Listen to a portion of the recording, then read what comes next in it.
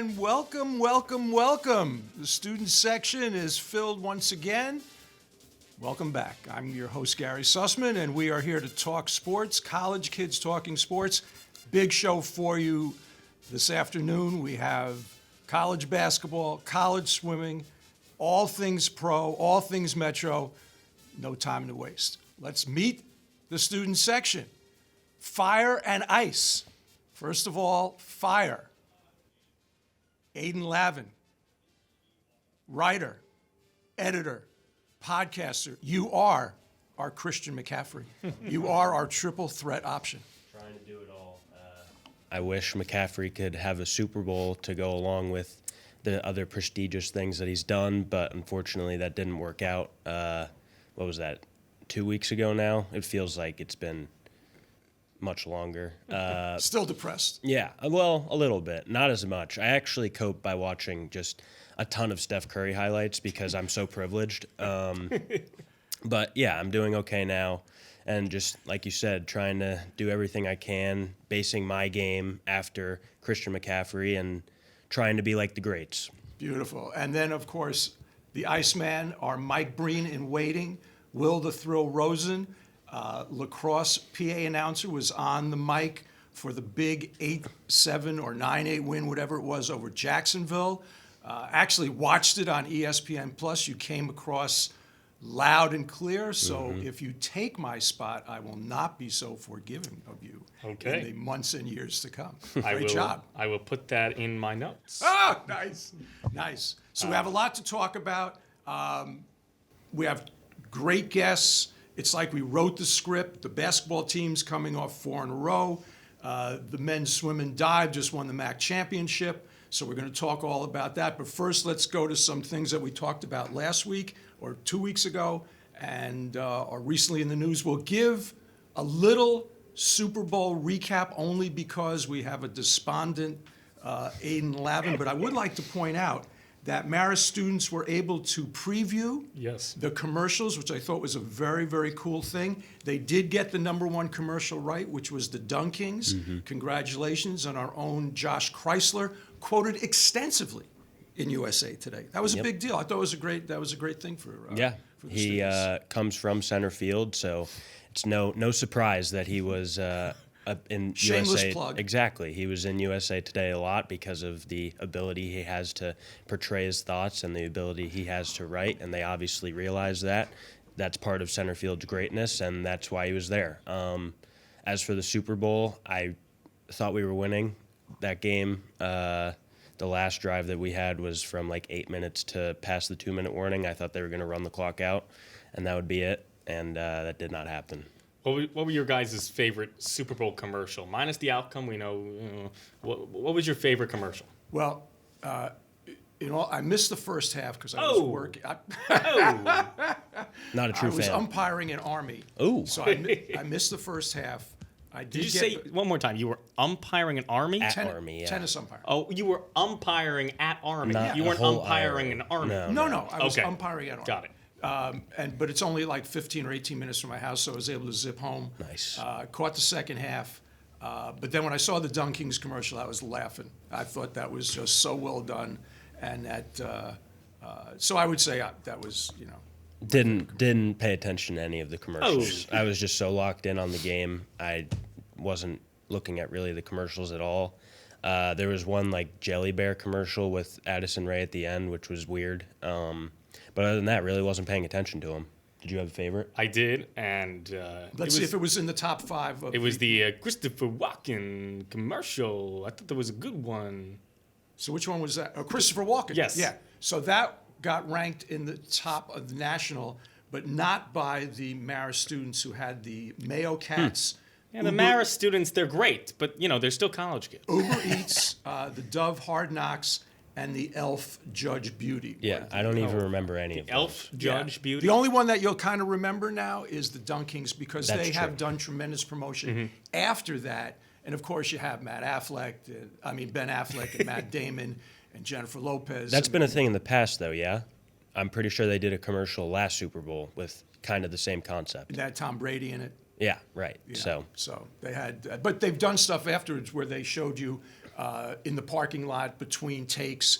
Right. Damon and Affleck and Brady trying to throw a football through a large donut. I mean, they've done a masterful job of that. And then they released the entire 4.5 minutes, which led into the part that everybody saw as the commercial. So from a marketing standpoint, man, they crushed it. And speaking of crushing it, we talked extensively about Steph versus Sabrina. Mm-hmm. And I thought, personally, the greatest thing about that, besides the fact that, as Sabrina said afterwards, if you can shoot, you can shoot, is that she hit the first 5 and she made Steph work. Yeah. She made Steph work to win that title. It was very enjoyable. It was probably my favorite thing in the whole All-Star weekend. Usually I enjoy the three-point contest the way it is, and I thought it was great this year. Jalen Brunson, whatever, Damian Lillard, the best shooter in that competition. But these two made it feel genuinely enjoyable to watch. Especially, I liked how it was one round. They didn't need to go 2 rounds, have tiebreakers, have secondary points. It was the same rules, same regulations, and I thought it worked fantastic. Yeah, and she came out firing. She would have gotten into the finals of the regular three-point contest With 26 points. 26 points. Steph had to hit the 3 ball for 29. Yep. And I just thought that she elevated all things basketball. It was a win all around. Because she's a basketball player. And looking forward to next year, she will team, I'm sure, with Caitlin Clark, who, with all deference to the thrill, as Aidan and I said, she is the face of college basketball. By the way, just so you know, Fanatics' top-selling athlete in the NIL era, surpassing Shedeur Sanders. That's not bad. Caitlin Clark. More merchandise sold in 24 hours than anybody else. I think that's great. pretty good. Oh, I think she's fantastic. Yeah. So you'll see maybe Dame and Steph versus Caitlin and Sabrina. Like the match type thing. Yeah, because, and maybe they'll just get rid of the All-Star game altogether. That's something we'll definitely, I'm sure, discuss later on. We will discuss that. You know who could possibly make an appearance in the All-Star game next year, depending on how things go? Our own Jadin Collins, who will be joining us right after this on the Student Section. The Student Section podcast is presented by the Marist Center of Sports Communications. Tune in to Center Field for all articles and the Red Fox Report on ESPN broadcasts.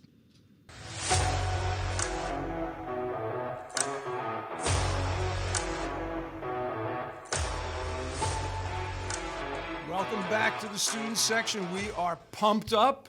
We have someone who has been exciting the Student Section all fall and into 2024. He is Agent Zero, Jadin Collins, premier freshman point guard for the Marist Red Foxes. Welcome to the Student Section.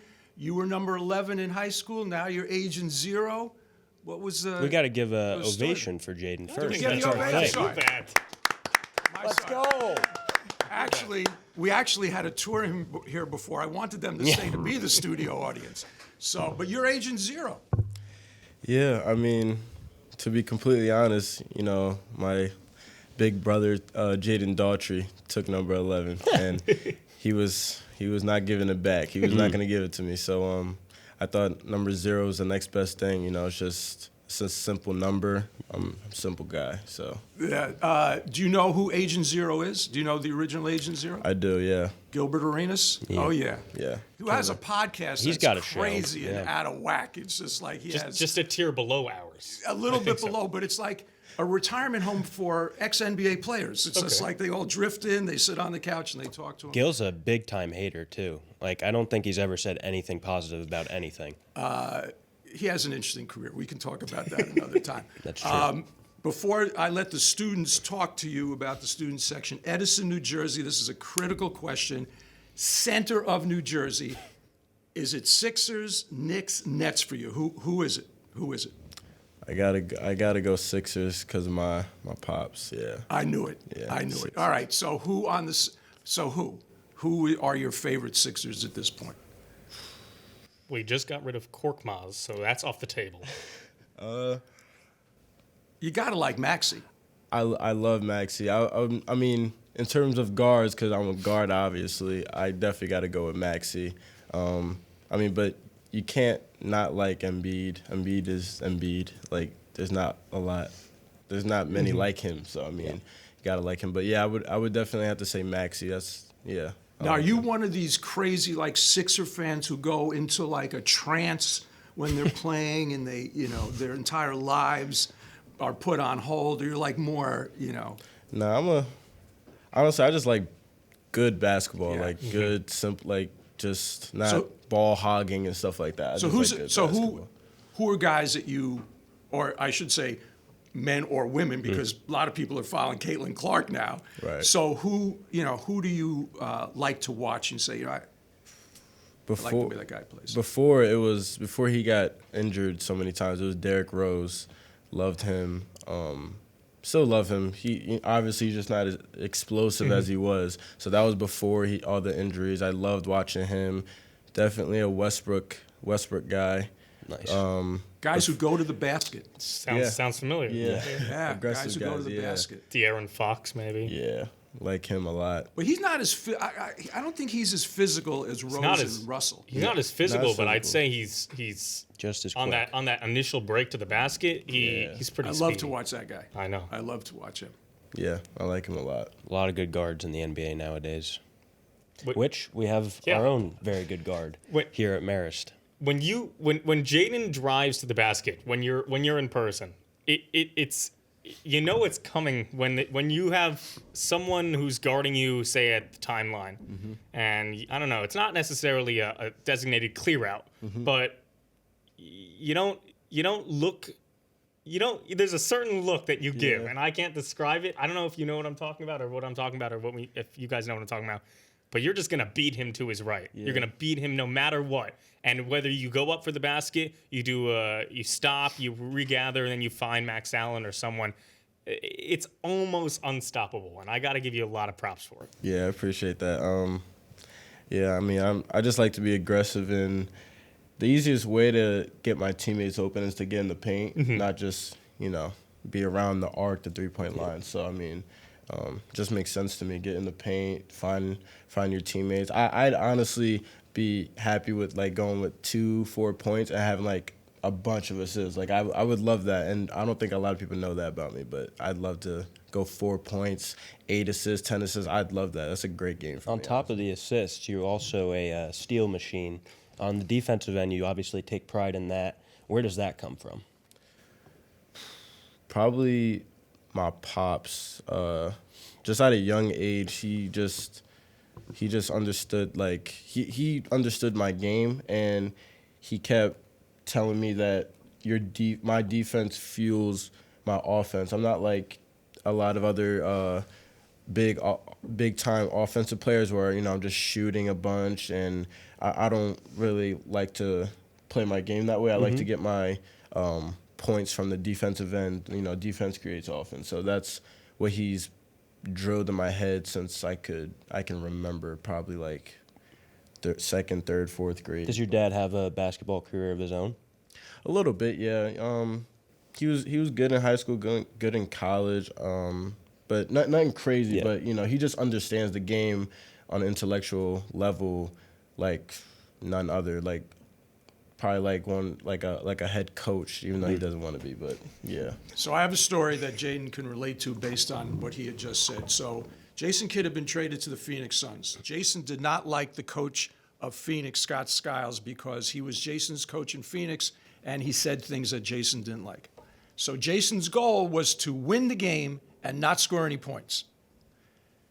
We won the game. He had a shot at the end. He scored 2 points, may have had like 12 or 14 assists, 10 or 12 rebounds, won the game. And then as he ran by the bench, he saluted the Phoenix coach in a very derogatory manner, but just to add to the excitement. So that's a very relatable thing in order to accomplish that. It's tough to do.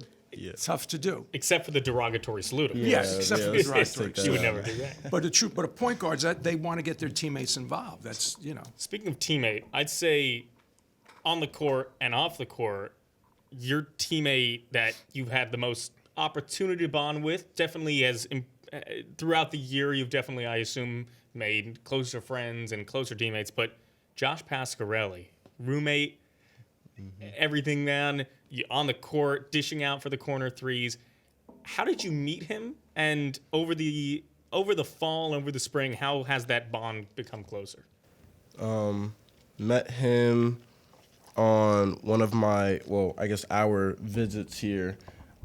Coach Dunn and Coach DeLee, actually all of them brought us, together. They planned it out. I'm pretty sure we didn't know we were going to meet each other that day, but it was like a little surprise. That was a great day. We had our it was our official visit, and, took pictures with the jerseys on and stuff. And then we got to see the team practice. So that's when we first met, and then we got each other's numbers. We kept in contact on Instagram.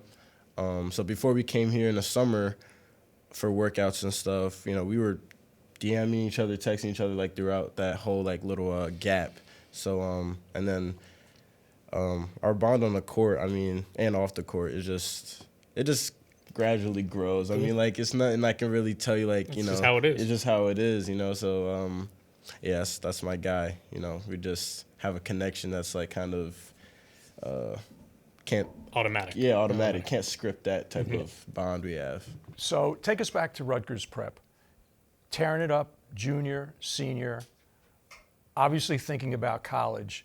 What was your thought process on where you thought you could play? What level that you thought you could play at?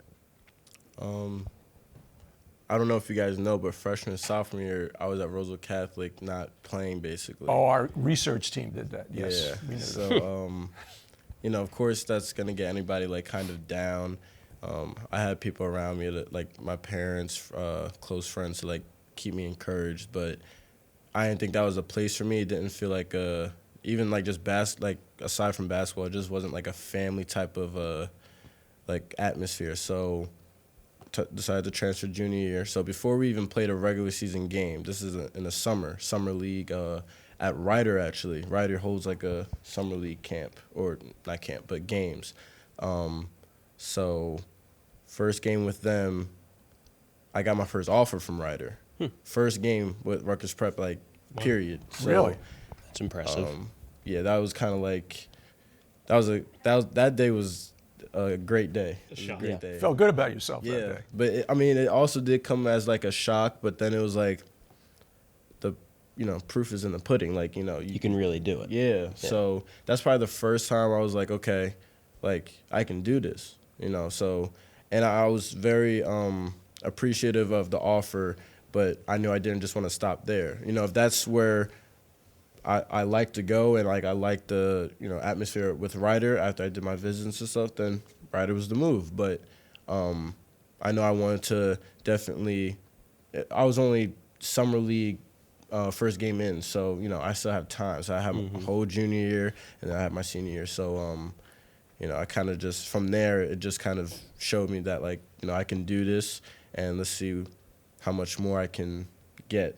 So what's the competition like? Because I know Jersey's known for good basketball, and at Roselle Catholic, I know there were a lot of good players, being that I grew up in New Jersey. And I went to Marist Catholic, so I'm pretty sure we played Roselle Catholic when I was in high school. But either way, Jersey's known for basketball, especially Jersey guard. So that competition, what was that like? Yeah, there probably wasn't, even when I was at Roselle Catholic, even though I wasn't playing, there probably wasn't many games where you weren't playing, where there wasn't at least one person on the other team, on the opposing team, that was big time, basically. So I would say in the span of 4 years of high school, even though I didn't play the first 2 years, maybe around 20 games, it was teams that didn't have a big time player, and out of 4 years, that's not many games. Majority of my games, I was playing somebody that had either at least one big time player, or it was a big known school, and Any notable ones for you? Yeah, who was the best player you played with? Played with? Or on the court with? Ooh, that's a good question. We try. Definitely would have to say Jamarcus Lawrence. He's at Nebraska. Okay. Along with him is C.J. Wilcher. He's there. Those are two good players. Definitely wish I could have played with those guys. Those guys were at Rosen Catholic. Yeah, there's a lot. That's gonna be a question to think about. But Playing all of them, regardless of who they are, how did it help shape your game? playing CJ definitely helped me. One person I did forget is, I don't know how to say his last name, but Cliff at Rutgers. Yeah. Yeah. Yep. He definitely. Yep. He dunked on one of my friend's head. That was he's a big man at Rutgers now. Cliff O. Let's Let's save it at that. Yeah.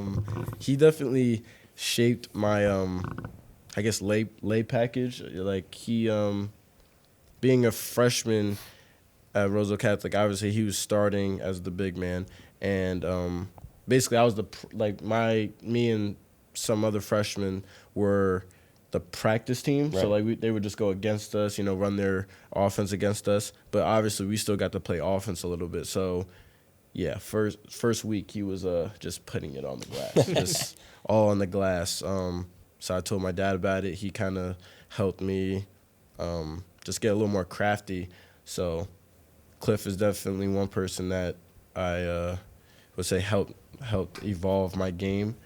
And CJ's just tough. Like, it was tough guarding him, especially him being 6'5", 6'6", and strong, real strong guy. So, he would always put me in the post. Yeah.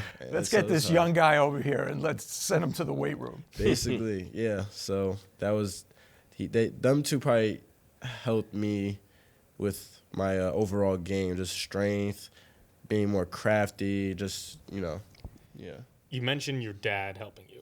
Mm-hmm. I've had the pleasure of meeting your mom at the first Army game. Okay. Incredibly lovely family you have. Thank you. You really do. They really care about you. What has been the most impactful thing that they've been able to give to you being at Marist? Because I see them at every game, everybody supporting you. They're filming. It's really a nice family. What has given you the biggest boost? Probably being able to because I'm human, I make mistakes on the court. One of the best things is two things: making a mistake and being able to look at my dad or even mom. Because don't get me wrong, my mom knows her stuff about basketball. So being around my dad, she has done her work. Like, she didn't know about little things about basketball her whole life. She was a track runner. So she's learned by being with my dad and going to all my games and stuff and talking to my coaches. But being able to make a mistake and then look at them, and then they just either go like, this, keep your head up, or they just give me a thumbs up, or they just shake their head like, you're good, and then, you got your more positive highlights, dunking or laying it, or, making a nice pass, and I look at them while, I'm celebrating, and I see them celebrating, Gives so, you a nice... Yeah, it gives me a little, like you said, boost. Yeah, so. When you take us back to when you had your first practice or second practice, and when you internalized something that you could do easy in high school, and then you said to yourself, well, I can't do that as easy anyway. Do you remember something like that? Yeah, definitely do. Javon Cooley on the team. Number 23, Chicago, Illinois. He's, as you guys know, he's one of the most athletic guys on our team. Good height. Built well, yeah. He's a man. He's a man. He's a man. So there was a practice where there was a play call. So obviously when you're versing your teammates in practice, they know the play call. So you kind of have to, get a little crafty, just try to assume what they're going to do. So it was like a handoff play with Josh. So I faked the handoff and go straight to the basket. Now in high school, that would have been a dunk. So I do the same thing. you get Try to do the same thing, yeah. And Javon, I think, sent it to the other side. Yeah, That's funny. yeah. So, He It ate your happens. lunch. yeah.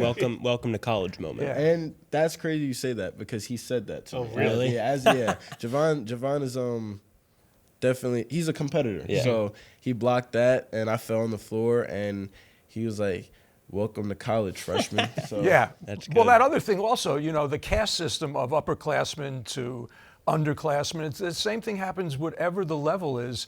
Even guys in the NBA, they make rookies, work for it to gain respect. Right. And if they see that you're not working or so on and so forth, it's a whole, you have to earn that respect of any player that's been on that team. For sure. So, did you feel at that point, man, I got to get stronger also?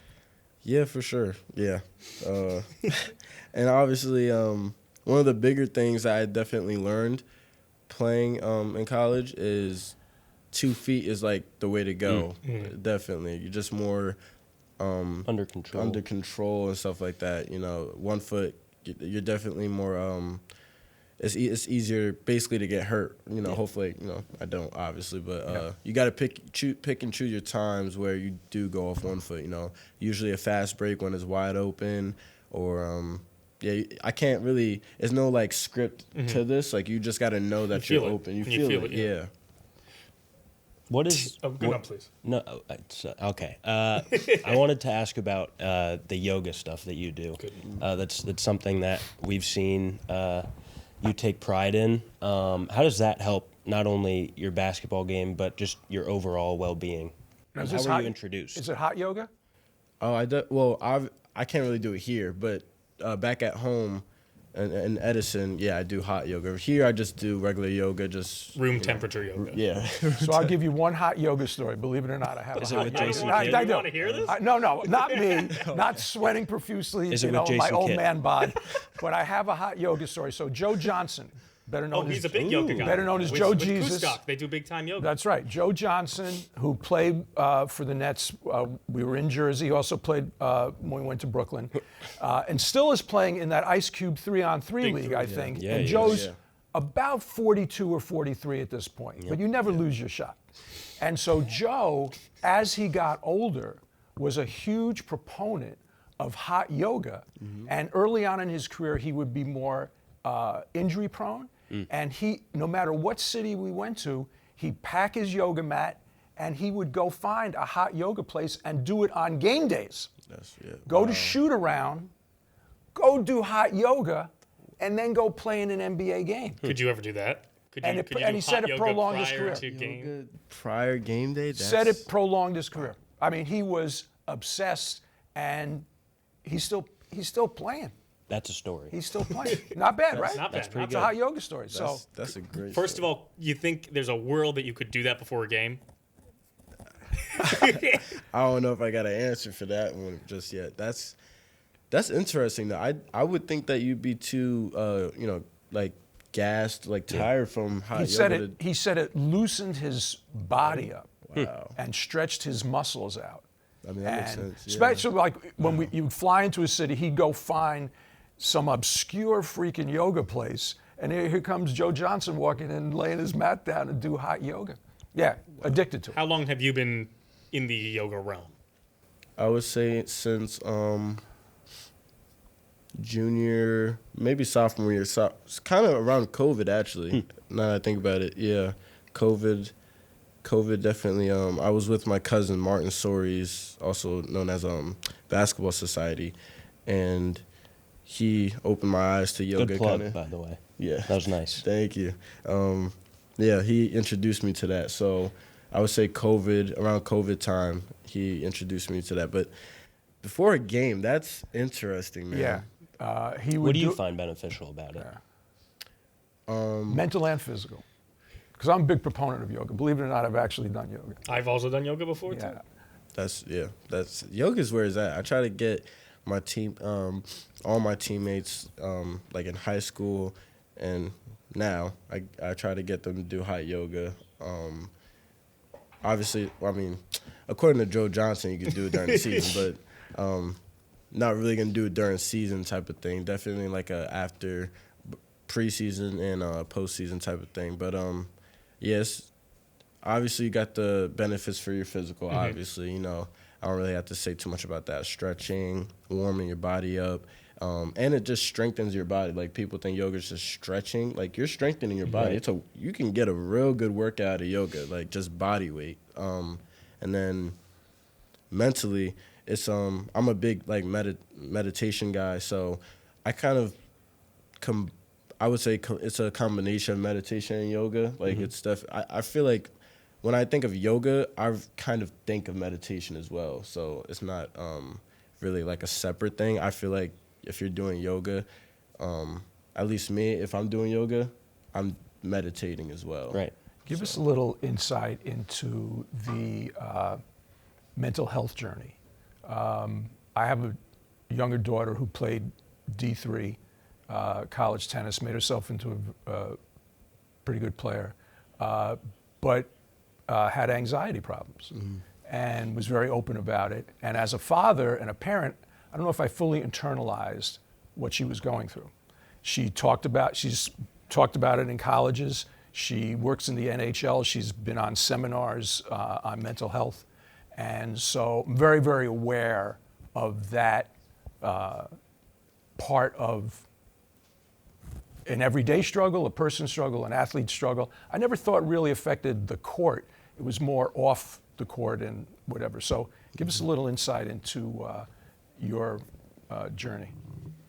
Well, I will say before a game, I think like anyone would be nervous, like crazy. I would say maybe a little bit anxious, definitely. You know, like anyone, you just want to do well, you want to do great, and kind of want to give myself the best chance I can get doing well. So I would say before, it's definitely a calm type of activity I do before a game, and not just for a game though. I definitely do it just because. So right now I've been working on trying to do it every day.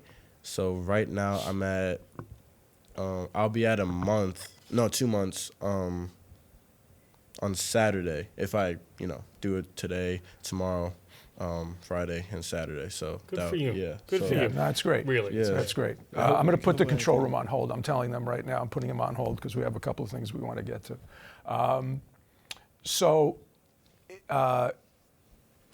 When you go to work on, we haven't talked about the team. You guys have won 4 in a row.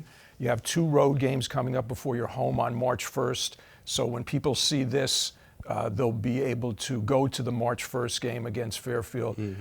What's the vibe at this particular point? It's crunch time. Like, it's getting there, So like, like any game, you need to win. Like, you need to win. We need to win these last couple games, 6 games, and it's just. This is like definitely the time you got to buckle down. And like Coach Dunn reminds us all the time,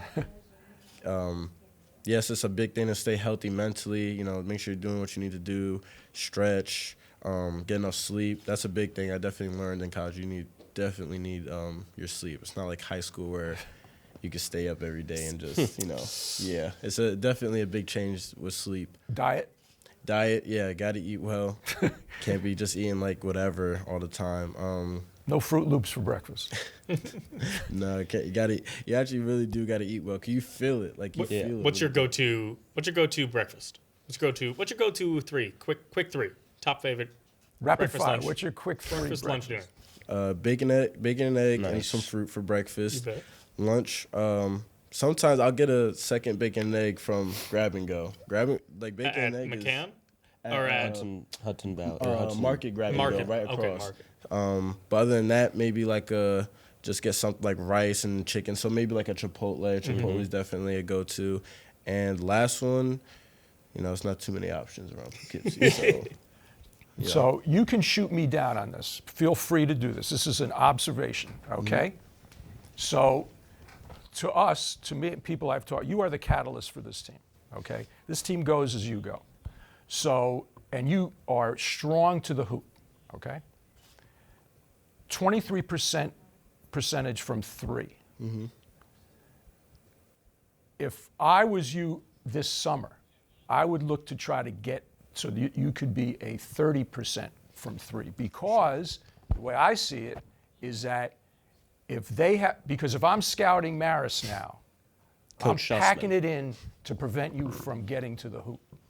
But if you are a threat from outside, man, that opens it up for you. It opens it up for everybody else. For sure. The question is, though, is that the play style that you want to have? It's not it's You gotta not be necessary. well-rounded. It's a great supplemental piece, but is that who you want to be, or are you not Content. satisfied at all? Yeah. But I feel like, I mean, honestly, the way you're rolling right now, it's hard to stop.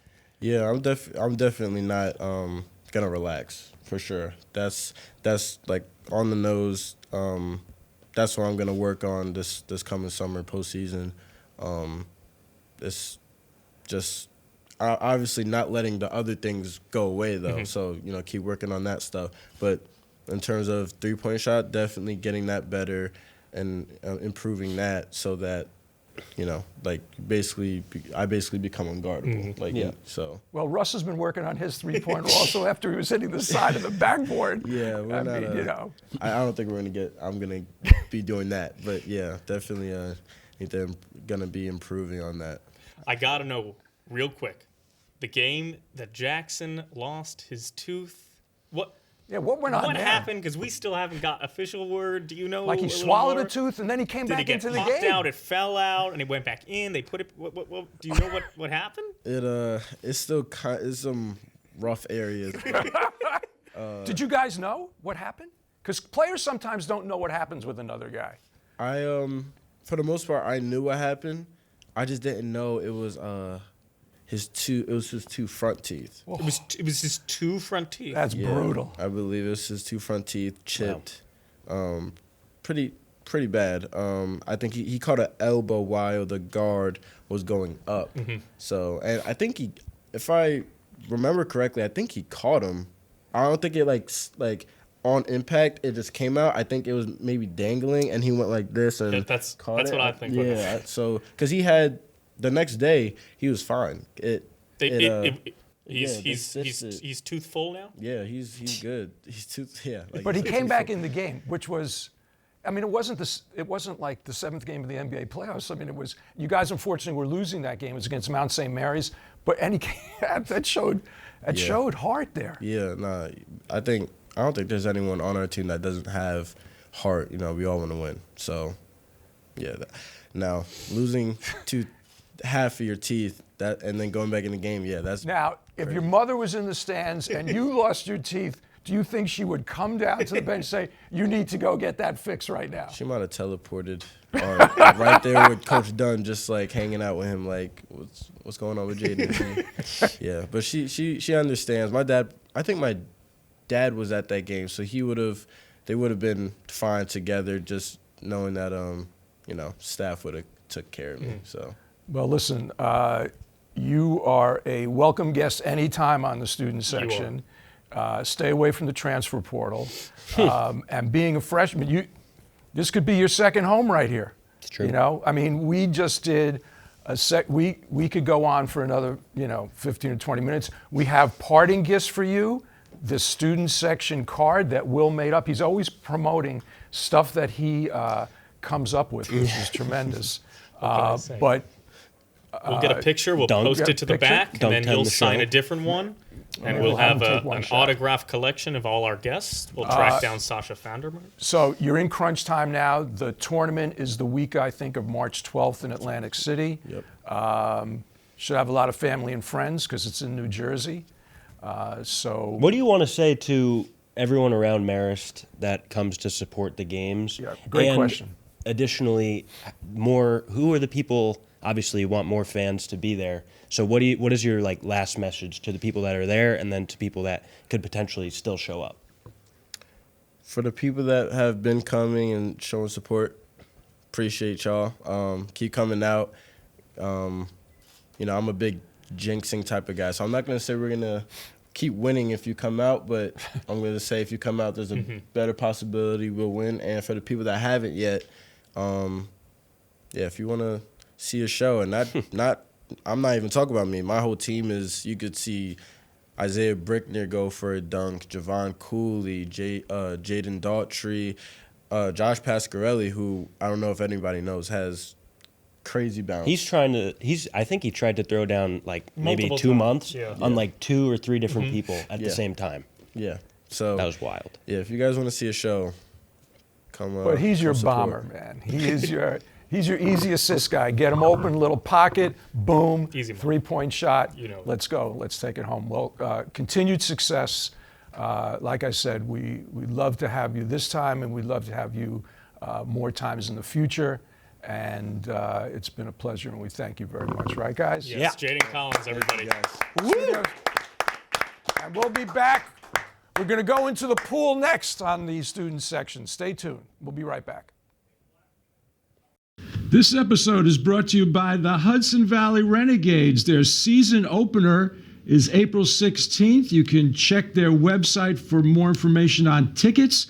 They used to be only a June, July, August team, but now that they are an affiliate of the New York Yankees, they play real baseball starting on April 16th. And if you want to see some of the young Yankee guns, Spencer Jones just called up for spring training, played for the Renegades last year. And if Zolzer gives us tickets, we may have him on as a guest. So thank you, Hudson Valley Renegades, for jumping on the bandwagon and being a sponsor of the hottest podcast in college sports, the student section. And welcome back to the student section. We go from the basketball court to the pool, and we have 2 swimmers who I think were basketball players. Now they're masquerading as swimmers who have come in and joined us after their record-setting performance over the weekend, winning the MAAC championship for the men's swim and dive, which I think about maybe 16 years. We get a big round of applause, please. Thank you. James Conable and Chris Dauser. Chris, go, 200 fellas. individual medley gold. James, 400-yard individual medley gold. Team wins the team championship. Gentlemen, first of all, congratulations. No big deal. Thank you for coming in. Quite an accomplishment. Thank you, sir. Thanks for having us on. Yeah, Appreciate it. so just talk about the weekend, man. You know, it was I don't know. I was talking to some of the guys the other day. I was thinking about some of the best moments in my life, and I think that might have been one of them. Honestly, I think we knew we had a shot going in. We had a really great team, and great freshmen who came in, and I knew that we had a shot, and everybody swam completely lights out. I was just really happy to be a Red Fox, and that was really cool to watch. Yeah, I just wanted to make you guys feel at home. Making us I was feel trying to look included. over here, and then Yeah, I love the pool. I love to swim. I wanted you to didn't think that we didn't care about you, so I went deep into the archives and came up with. thanks for having us. This is a shock to me, too. Real goggles, man. I don't have any hardware. I don't have any. This is the best I could do to make you feel at home. We need you out there. Make you feel at home. Is there a senior class to college? Maybe like super senior Gary Sussman can go and swim with all Not the about others? me. All right. You know what that is, guys? Suss, man. There you go. But just continue on that thread of. Yeah, I mean, so we've obviously been grinding. We always talk about winning MAACs. I mean, Riders won, 12 years in a row now, or 11 years in a row now. Yeah, it was going to be 12. We haven't won since 2008, and we got a new coach 3 years ago. So it was time. We were bound to win. And we were talking about this earlier, the 200 individual medley. I got first, he got second, and a teammate of ours, actually a 5th year, Jack Cimarelli, he got third. And then that was the second day, and at that point, we basically knew it was ours to lose. We knew, the vibes are high, we knew it was our time to shine. And But going in, because you reached out to us, which we loved. Yeah. And we Yes, were going to thank get you you for on reaching out. regardless. But you had to have in your mind that, we got a real shot at this. Yeah. I mean, we did. I think we've been thinking it all year long. So we have our dual meet season, obviously, and Ryder, who's our primary rival, has. winning 11 years in a row, that's. Yeah, they've been winning 11 years in a row. That's crazy. We've gotten pretty much second all of those 11 years. and they've beaten us in every dual meet. They actually haven't lost a dual meet in the MAAC in those 11 years. And this year in October, we beat them in our dual meet. And I think at that moment we knew everybody was like, okay, this could happen. You know, we have a good enough team to do this. So it was, you know, pedal to the metal at that point. We just, you know, put our head down and trained. Everybody trained at the highest level. Everybody performed at the highest level. You know, as Chris was saying, the 200 IM that second day, 200 individual medley. But it was amazing. You know, me and him were out pretty fast, and then we finished. And there's this video of us. We like look up at the time, and then we realized that our buddy got third, and it was an amazing Swept the moment. podium. So it was great. What is the you were talking about how you at that point you thought it was yours to lose. Did that add pressure, or did it give you guys more of a calming feeling? What was the sense there? Yeah, so the first day, it was just relays. The Wednesday night, there were 2 relays. And our first relay was okay, but our second relay, actually, we won it. So at that point, we were like, all right, like, this is ours. Like, that set the tone for the entire weekend. And obviously the 2 IM, that just, like, set it. Like, like we always knew, and, like, Niagara actually ended up getting second. And nobody really expected them to be that good, but they actually got 4, 5, 6. Wow. So, like, standing on the podium where it's top 8, you could just see Marist and then Niagara. And then at that point, like, everybody knew it was going to be down to us, too. Yeah, and it's you know, when that first like day happens, we were you know, it was great feeling, but it did add that pressure in a way. It was a long 4 days, you know, just knowing that it could happen. You know, getting to the finish there. But you know, we do well under pressure, so it wasn't like, you know, everybody was kind of nervous and swimming nervous. Everybody swam super confident. Everybody just fed off of everybody's energy. It was amazing. So, senior and junior, okay. So, obviously on the team last year, when you talk through the summer, at what point when you're discussing with the rest of the members of the team, regardless of the coach and so on and so forth, that, you know, I think we have enough talent here to do this. I mean, that discussion had to take, because you have to believe in yourself in order to make this happen. So last year, we lost to Ryder by 40 points, because swimming is a little interesting in the sense that there are a bunch of individual events, and like based on how you score, there are like 50 people in an event, but only top 16 move on to finals. So you only score if you get top 16, and then at night you swim it again, and then from there on, whoever wins it. But that, like, all the individual events add up to a final score. So those 4 days is for the score at the end. And last year I was injured, so I didn't really swim at max, and we lost by 40 points, and I scored 45 points my sophomore year. So that would have been it. But at that point, when I was out, I was like, all right, I'm trying to get my best back in the water. And then we had obviously freshmen who were huge for this year. I mean, the freshmen swam. So when you came into camp whenever you started your preseason, and you knew who you had from the team that was coming back, and then you saw the incoming talent, that's when it clicked? It did. Both Chris and I were captains this year. So we obviously had a lot of conversations with our coach over the summer about what we could do. We were tracking the freshmen coming in pretty closely. We knew what we had. So, and then I think we just got to practice. The first practice, we saw everybody swim, and then we had our first meet, and I think that's when we really started to realize, like, this could happen. We have enough talent to go the length, and you know, we did. Everybody swam the best they possibly could. But it was we did have lots of conversations like that. Lots of team, you know, we call them players only meetings without coaches, of just kind of circling up and talking like, hey guys, everybody's got to buy into this if we're going to do it. So and everybody did. It was amazing. MAAC championships last 4 days that you're there, right? Yes. Yeah. Give us a day or even like a afternoon in your life. You're done for the day. You must be pooped. Yeah. What do you do? Pooped. So are you asking? Just clarify your question. Yes. So we have the prelims and the finals. Are you talking about like a finals session? You're done with the race. You go back to your hotel. Yeah.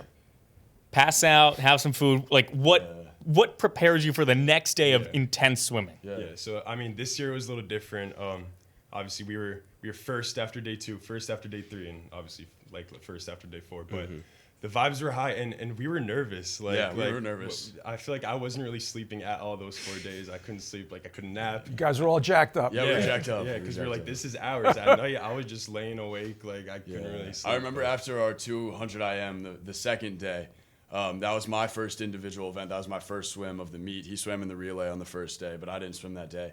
And, before your first swim, it's always a little antsy. You want to make sure it sets the tone for the whole meet. But then, we swam great in that first event. And I remember just laying in bed, just could not wind down. After that, I was thinking about texting him and our other teammate Jack Cimarelli, just being like, can't believe we just did that. Let's finish it off. But we were anxious for sure. It's hard to wind down, especially when it's a meet like that. But it's important too because it's the entire day. Like we get up at 7, we start swimming at 8, like leave the pool like 11:30. Then you have an hour for lunch or a team meeting, and then you're back to the pool at 4. Right. And then you're done racing. Like the last race is like 8:40, 8:45. Back at the hotel at like 9:30, and then so it's important. Back to it. Yeah, it's important that you what I do. I always throw my legs up on the wall because it gets the blood to go down from your legs into your heart. So to process the lactic acid, it's all just hang out there for 20 minutes, something like that. Maybe watch something, just try to calm down, and then I try to get to bed at a reasonable time. But when you're excited like that, it can be sometimes hard to fall asleep. Swimmings have a bunch of interesting techniques that they do. You were obviously just talking about the legs on the wall. Yeah. I think the most famous one is the Phelps, where everyone's slapping themselves silly. What are those things? What do they do, and how does that get involved? It's just all mental. I'd say it's all mental. Yeah. People do there are people who are sitting in the corner just having their headphones on, just bumping. Right. And then other people are just joking around, not listening to any music, just trying to get their minds off stuff. It's just everyone does with their own thing, and that's what it is. Just swimming's such a mental sport. We're in the pool 3-4 hours a day. You just have to stay sane. Basically. Is there anyone on the team that has a super interesting ritual that you can think of? Caden, there's a kid. He's a sophomore. I mean, it's not super interesting, but you're talking about slapping yourself. Right. He and everybody does a little bit of slapping, right? Yeah. Everybody does. Just shaking your arms. You got to get yourself hyped somehow. So, we all do our fair share of slapping, but he does it to a different level. He goes. He's always behind the blocks pretty early, so that's kind of a matter of personal preference when you want to get behind the blocks to get ready. Yep. And he's always pretty early, and he'll step up onto the block before everybody else. So he's way higher than everybody else if you're looking across. While the other people are. While the other people are just not really ready yet, he'll be up on the block, and he will slap his chest so hard that it will swell. It'll swell, it'll be swelling red. And he does it every single race. It doesn't matter whether it's at MAAC championships or at a dual meet against Ryder. He'll do it every single race, and that's just the thing he does. Yeah, and that's just his way to get that's ready for the that's race. his way to do it. Not really physically preparing. It's just all mental. Yeah, that's what makes him. Feel and good. he comes out of the water and he swims the 100 breaststroke, the 200 breaststroke, and the 200 IM, and he comes out of the water. Those the longest he swims for is 2 minutes, right? Yep. And he comes out of the water and his chest is just so red still. It's you're just you gotta stop doing that, man. You're gonna hurt yourself. That's funny.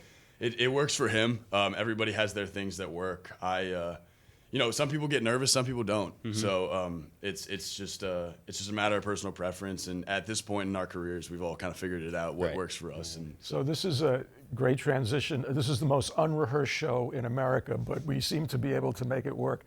So you guys have chemistry. negative body fat. Okay, swimmers have negative body fat. So diet is obviously very important. So I'm going to read to you a famous swimmer's breakfast. Okay, you're probably familiar with this. So for breakfast, 3 fried egg sandwiches with cheese, tomatoes, fried onions, and mayo, 3 chocolate chip pancakes, 5 egg omelet, 3 slices of French toast, bowl of grits, 2 cups of Gary, coffee. stop fooling them. We know it's your breakfast. Lunch, I didn't get a half a kilo of pasta, two ham and cheese. This is our crack research staff. 2 ham and cheese sandwiches on white with mayo energy drinks. For dinner, pound of pasta with carbonara sauce, large pizza, energy drinks, 10,000 calories, which is the average of 5 men per day. So that was That's a lot. obviously That's a lot. Yeah. Phelps's 10,000 calorie diet that became famous during the Olympics. Yeah. So one, could you ever see yourself consuming at least some of this? And two, give us your diet. I mean, swimming is the ultimate sport to stay in shape and to be lean and mean. You don't see very many rotund swimmers, okay? Yeah. That was politically correct. I think rotund so. swimmers, yeah. So, you know, what's your diet? Yeah, I mean, seems about right. I feel like we're kind of known within the Marist student population that we're always in the dining hall. Always in the dining hall. Like, obviously, we're practicing 2 times a day, having a lift, and you got to fuel up for that. Obviously, not to the extent of Michael Phelps, but Like, what could you take from, like, let's go breakfast, okay? Yeah. Like 3 fried egg sandwiches, 3 chocolate chip pancakes, 5 egg omelet, 3 slices of French toast. What can you? 55 What can burgers, you relate 55 hot to? dogs. Will has 3 slices of French toast over a week. But what could you take from that? I mean, so I'd say like after morning practice, go to the dining hall. We could have a 5 egg omelet. I could do a 5 egg omelet. There we I could do go. 5 egg omelet. A bagel of cream cheese. Yep, I'll do a whatever you want to put on there. You toast it, or you untoasted guy? You toast it. Okay. You toast it. You toast it. Then we got I some could yogurt, do- some fruit, and just a snack on the way out, like a couple cookies. And then, Yeah, I do a lot of yogurt and granola. I do omelet, like with Cheryl, the omelet lady. Oh, you bet. Yeah, you guys know Cheryl. So- Shout out Cheryl. Before you do that, so when are you in the pool? Like, how many times in the pool during the day? 1 or 2? So it depends on what group you are. it depends on what group you are. So, So I what events you swim? so since I swim the mile. I swim distance events. You swim more than everybody else, obviously, because you have to get your cardio base Yeah. up, your endurance up. I swim 9 times a week, So so I swim three morning practices Right. from 6 to 7:30, and then I swim 6 to 7:30 a.m. a.m. That's unbelievable. And then I swim 5 afternoon practices from around 2 to 4, depends a little bit, but around 2 to 4. And then we have a 3-hour long practice on Saturdays. Wow. So 6 to 7:30 in the morning? You're not up at that particular. Oh, that's I not even am our not earliest up. practice. That's not even our early practice. All right, but are you eating before that practice? No, I never eat. You're not. I can't. So this is a personal preference. I don't really love to eat before morning practice. It's just a little bit early. It's just Yeah. like I'll maybe at the most I'll do like a granola bar or like a protein bar, and then I'll drink some stuff. I'll drink during practice Because they say you shouldn't eat like 45 Right, minutes before you right. swim, and then like in the morning that's just not Especially in the practical. morning. You can't really wake up at 4:30 for a 5:30 practice. But usually I just eat a banana or like a Cliff Bar or both, depending on how I'm feeling. But yeah, you can't eat too much before that, and then after the morning practice, is You when go we to have the town. meal. Yeah, exactly. Yeah, so I'll do an omelet, and then before our afternoon practice, all whatever Michael Phelps eats. I don't eat that much, but that's I'll do if they have pasta, I'll do rice, chicken. I'll do a pretty big meal. I'm a little bit different in that I do a pretty big meal right before practice, and then obviously after practice is like You go to town. It's just it's. This is free. the real dining hall segment. This is- I mean, we were This is looking di- for it. This is it. Yeah, this is no. dining I hall. told you when I was putting the segments together, the dining hall Yeah. was Well, it one could be of the Dauser Hall. But you and Phelps, you're the same size. Phelps like 6'5", right? Yeah. But 10,000 calories. That's a lot. Yeah, That's a lot of calories. I used to, when I was growing, I don't know if he feel the same way. I'm 6'5", he's 6'6". When I was growing, I used to count my calories just because of the amount of food that I ate. Yeah. And it was, I wouldn't hit 6,000, but I could hit 8,000. So- hit 8,000. But there's also a difference. Like Michael Phelps, we were limited to 20 hours a week in the pool by He wasn't. NCAA. Yeah. He never swam in college, right? Yeah. So he trained nonstop, 365 days a year for 5 years. Yeah, that's great. And that's just different. That's just different. Would you guys read up on him or read up on other swimmers and see what they did? Yeah, and we're all swimming fans. So just like anybody else is like a basketball fan or a football fan, we're swimming fans. So How'd you we get love- into it?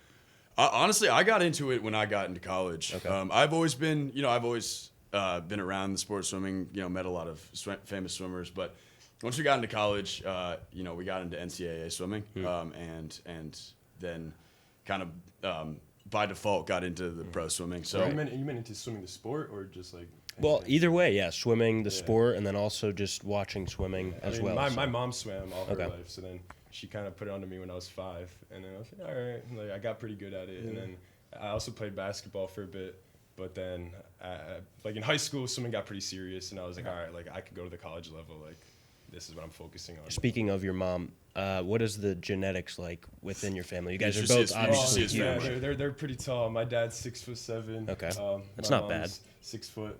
So, Wow. Yeah. Big people. What about you, James? My dad's 6'5", but he's on the way down. And then my mom's I think she's probably 5'10". So Oh, wow. I got a Tall pretty big people. family. Yeah. It's my dad's always been. He grew up near the ocean, so Okay. he's been in the water his whole life. Just, you make it sound like the water makes him tall. No, He's Aquaman. He's Aquaman. Aquaman. He's Aquaman. yeah, so he's no. I'm just saying like how I I got know, into I- swimming. Yeah. And then my mom was. I don't think my mom was very comfortable in the water actually for most of her life. And so I think that it was a priority for her to get her kids in the water. And then just kind of caught on.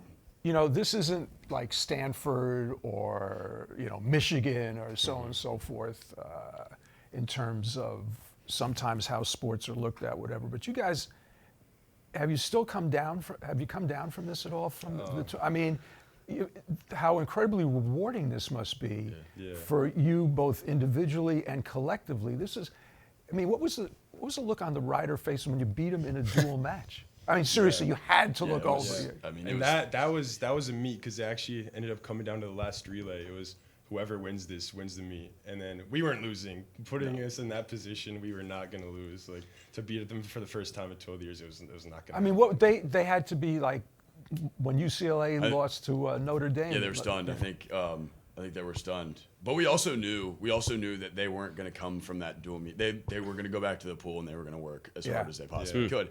And so after we were happy about beating them in a dual meet, it was right back to work. Did you feel then, psychologically that it turned a little bit that you were now the hunted as opposed to the hunter? 100%. We had a target on our back, right? Because we were the whole MAAC saw what we did against Ryder, and they're not just from like Ryder, like other teams seeing us beat Ryder, they're like, oh, Marist, like looking out for them. That's the team to who we beat, gotta look right? at. So we knew we had a target on our back, and I think that just motivated everybody to work harder, right? Because we. But that's a lot. I mean, you go to the tournament, and you're looked at as, we got to take these guys down. Yeah.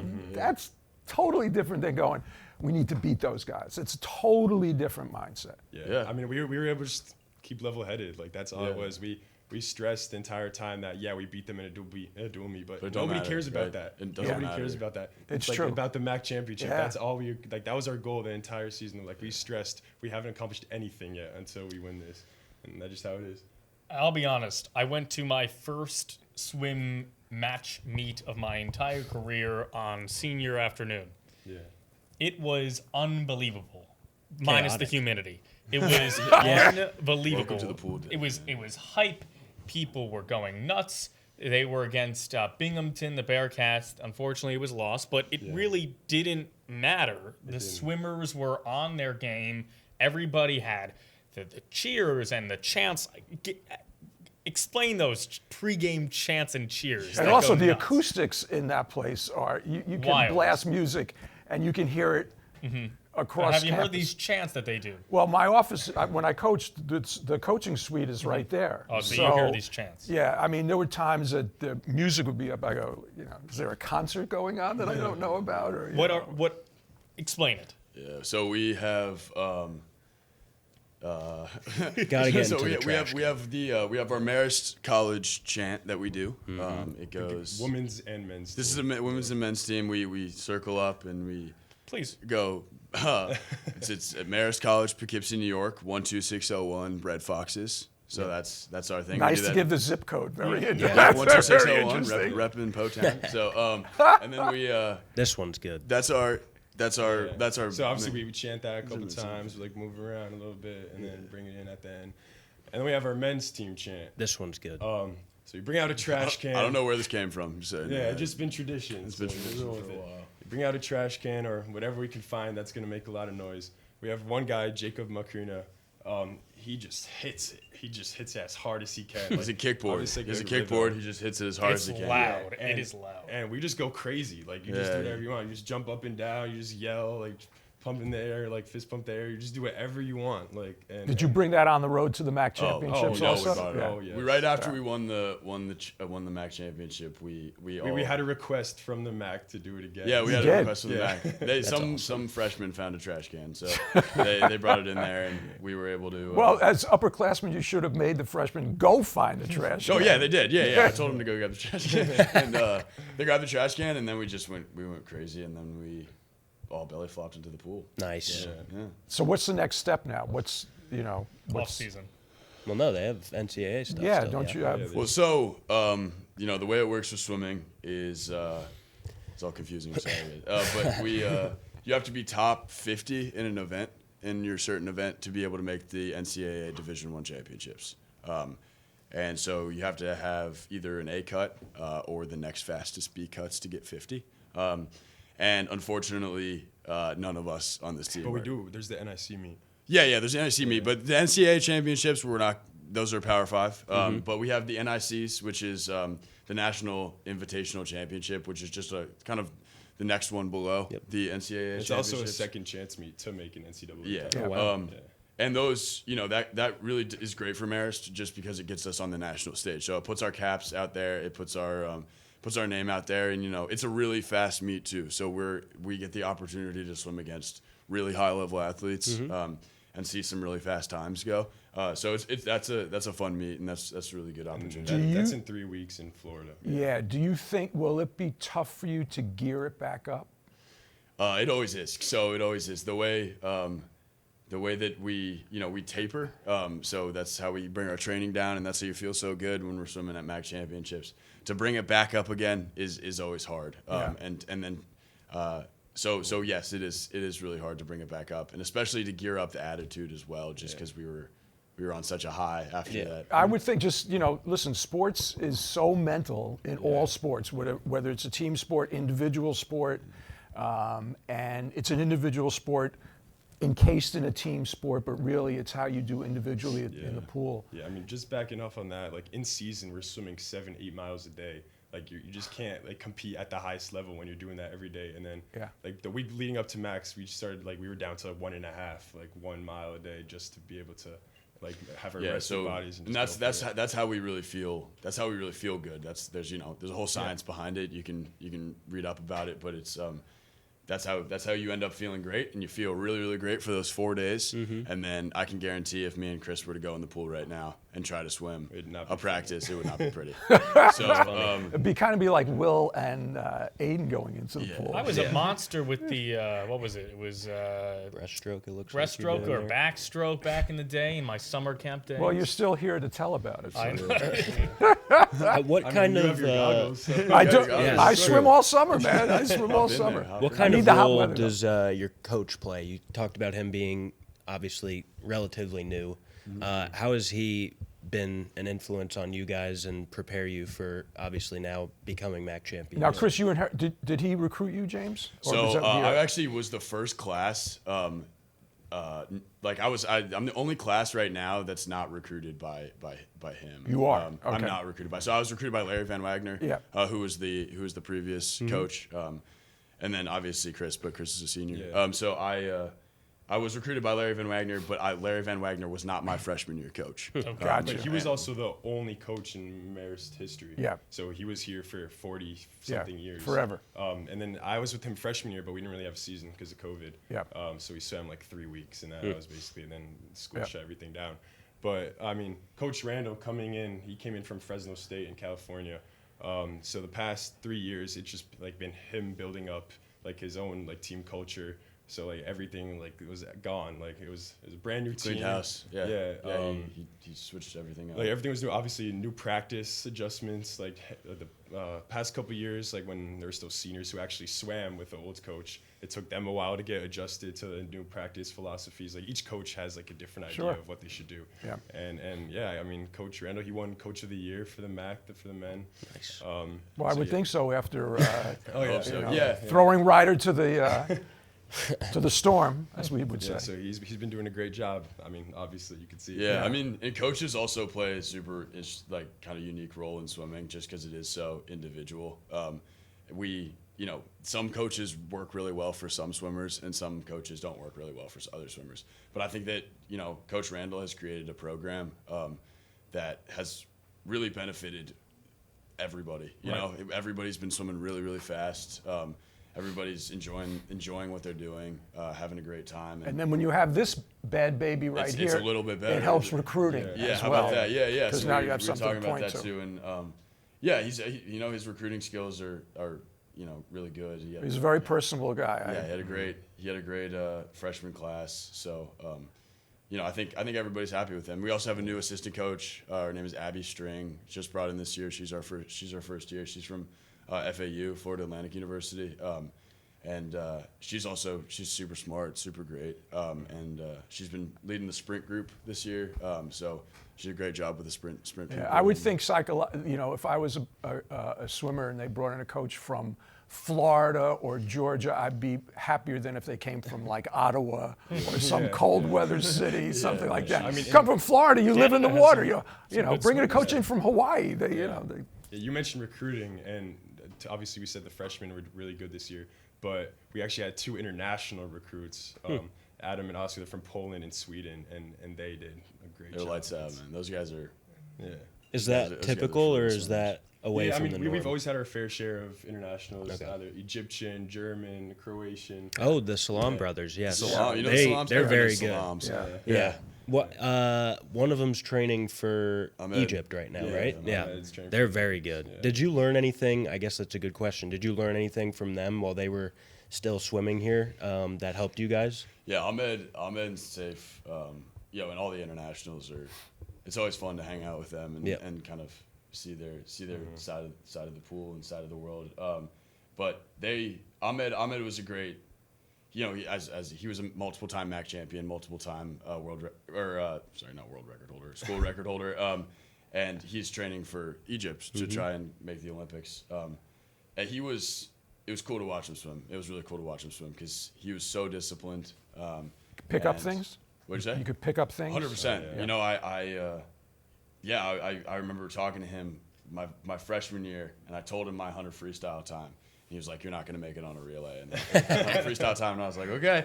And then I would train with him freestyle, just try to keep up with him the whole entire year, and watching him, just focus in on all of the details.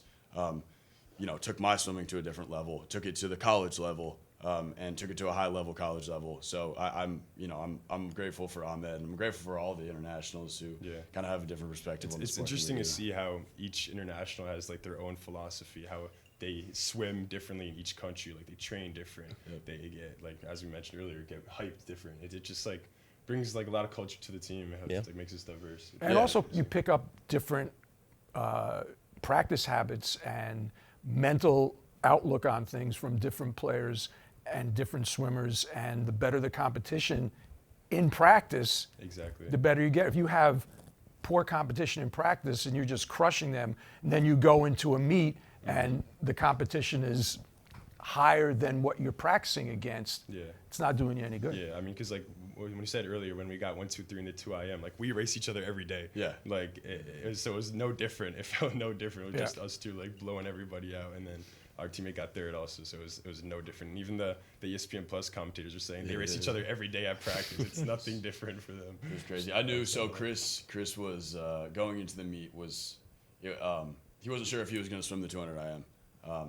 And Still from my injury. before, just because we wanted to make sure he was all good to swim all 4 days. And he said, I remember beforehand, he's like, I'd be happy if I make the B final.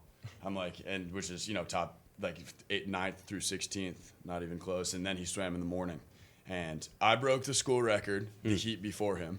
No big deal. And I had that school record for 1 minute and 48 seconds. I had that school record for 1 minute and 48 seconds. I was at 1:49.5.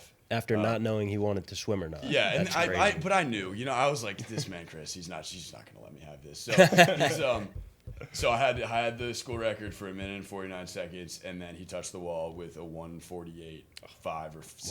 Wow. He was top seed. I was second seed going into the night, and I was like, I'm next to this kid. It's going to be a great night. So You guys can ride this for the next It was- couple of weeks. So you're coming back because you're coming back. Yep. What's in your future? I mean, so I do have my freshman year eligibility left. The COVID year. Yeah, exactly. But I have not made any decisions about Yeah. that yet. I mean, right now I feel like I'm on top of the world. There's I'm gonna ride this for. I'm gonna ride this not for too a much I while, can get. I'll make Yeah. a decision. You're like one of the last COVID, Yeah, I'm your the last- class the is the last year, last yeah. COVID class. Because our guest 2 weeks ago, Sasha from the volleyball team, she also had a COVID year, was here 4 years, and she just wanted a new experience. So she's going to Florida Gulf Coast, I think. Yep. Yeah. Which Dunk City. yeah. So when do you think that decision? Yeah, I mean, I'm sure there's a lot of pulls on you in terms of, like, Yeah. do you think in graduate school, you think going to the workforce, or being a college student? yeah, I mean, I'll finish my college degree in May. Then obviously I haven't really decided anything. I've been getting emails from different coaches. Yeah. But that would mean I have to go to grad school, and do Yeah. I want to do that either? I don't know yet. See, that's the thing. That's a big decision. That's the thing. You got to go to grad school and not, sometimes it's it. Yeah. 4 years is it, and let's move on. Yeah. So it's. Yeah, so I haven't made a decision Yeah. yet. But also Jackson Morelli, he was our grad student this year. He decided in August. I mean, he lives in Hyde Park, so it was pretty close to it. He was Yeah. like, yeah, I mean, I'll swim another year, and like made a pretty split second decision, and was like, Yeah, well, you're young. Whatever you do, even if it's a mistake, you can always make it up because you got plenty of time. What were the NCAA record that you were talking about with your Yeah. entire team? Talk about that. So we, so the last day, day 4, is the mile day. So it's the 1650. Unfortunately, I do swim that race. It's 66 laps. And 66? It's 66 laps. Yeah.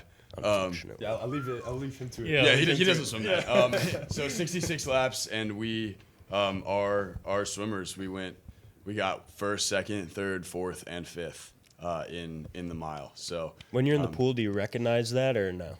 So this was interesting because obviously I said you swim in the morning to make Right. it back at night, but in the mile Swimming they're not something going to too. have you do it twice. Yep, Like yep. you're not going to swim 66 laps twice in one day. So it was the 8 fastest are at night, Okay. and then the rest of the heats are in the afternoon, and then from that they just rank the top. Right. guys. Yeah. So Gotcha. they had no clue what happened in the earlier. They didn't know what time Yeah. they were at right now or what they had to go. yeah, so we had 2 guys swim in the afternoon, and then 3 guys at night in the top 8. And it was me and then those 2 international guys he was talking about, Oscar and Adam.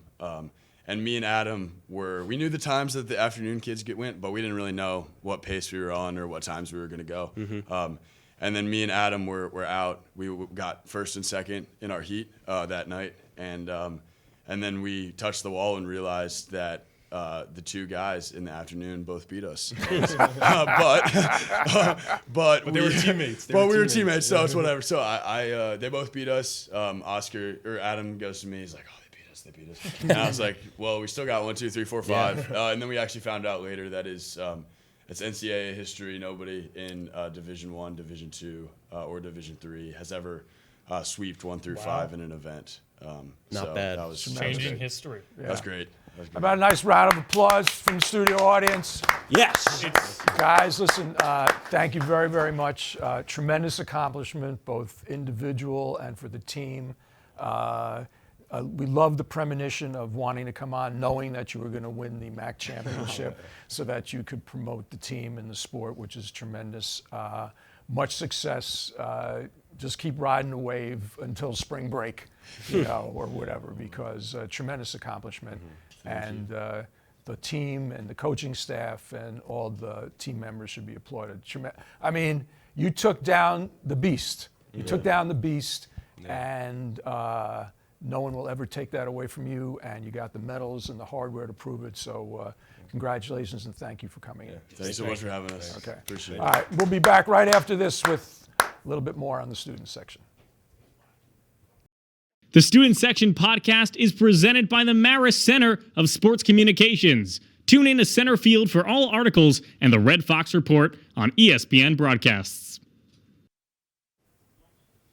Welcome back. Will made these cards up, so I felt the need to show it to everybody.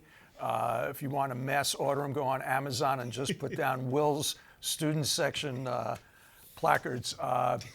We went hoops, we went into the pool, and Will, when we come back again, we're going lacrosse. We're going lacrosse big time. We have Joshua Balkersell joining the show next episode. One of the most outstanding athletes at this school and one of the best lacrosse players in Puerto Rico. Very interesting. Really? On the national team. First 3 games, 9 goals, I believe, in his first 3 games. He is hot stuff. Tune in for Joshua Balkersell. 2 weeks. It's gonna be a pleasure. What a show today, though. Great show today, and coming up, we've got hoops coming up. By the time we convene again, there'll be some men's games, some women's games, but on the 1st, it's the next time the men are home. March 1st. March 1st against Fairfield. Yeah, Jadin obviously was sending a message to everyone watching how he hopes everyone comes out and supports. They're on a 4-game winning streak as we're recording. We'll see where that stands by the time March 1st comes around, but they're playing well. They're in striking distance of first for the MAAC conference. I think 3 back from Quinnipiac. And I think they have a red out against Fairfield, which is another one of the top competitors in the MAAC. So that'll be March 1st on Friday, and I believe 7 o'clock start. And one thing I wanted to just touch on, because we didn't get a chance, over the weekend, because we're taping on the 21st, over the weekend, 150,000 hockey fans at MetLife for the Stadium Series, which was awesome. Were you there? I was there on Sunday. I don't usually go to football games. I went to a football game, but there was a hockey game going on. It was crazy. It was 75,000 people. They messed up the schedule. And the NBA All-Star Game made the hockey, gave it even more profile because that was such a disaster. And what they do to fix that remains to be seen, because these guys just don't want to compete in an exhibition. So the NBA has an issue on their hands in terms it's not good. The NFL, you saw what they did. They went to flag football. I think maybe they just play a half instead of a whole game, and it might increase the competition level. I really don't know what there is to do to solve it. I think I saw somewhere on Twitter, make the lights go black, Undertaker theme song from the WWE, and then just bring out like Charles Barkley, or bring out like someone crazy like Andre Karolinko, and have them go nuts. I think what they'll probably end up doing, this is just my educated opinion, is they'll go to some type of international team versus U.S. team with some financial compensation involved, or they do something where the winner gets home court advantage, but they did that in baseball. Then they took it away. And the baseball All-Star Game is actually the best because the pitchers are trying to strike out the batters. It's actually where you get the fairest amount of competition is that. Guys, tremendous job today. I thought we had a great show. Very good. Jadin was great. Thanks to James and Chris. You saw the look on their faces, MAAC champions. Tremendous accomplishment from a sport that does not get a lot of recognition. And they deserve it all, taking down Ryder after a momentous winning streak of winning the MAAC championships. Tremendous Let's job. hear it for our crew as well. Crew, of course. And if you'd like to be part of the studio audience, we'll give you Will's cell phone. You can text him, and you can come in here and sit in the studio audience. So we're taping this on the 21st. The next time we'll be back is March 6th. And we're going to do a deep dive into men's lacrosse. As we tape this, they're 2-1. They'll have a few more matches Beat before Jacksonville, then. which is Beat Jacksonville, big deal. which was huge.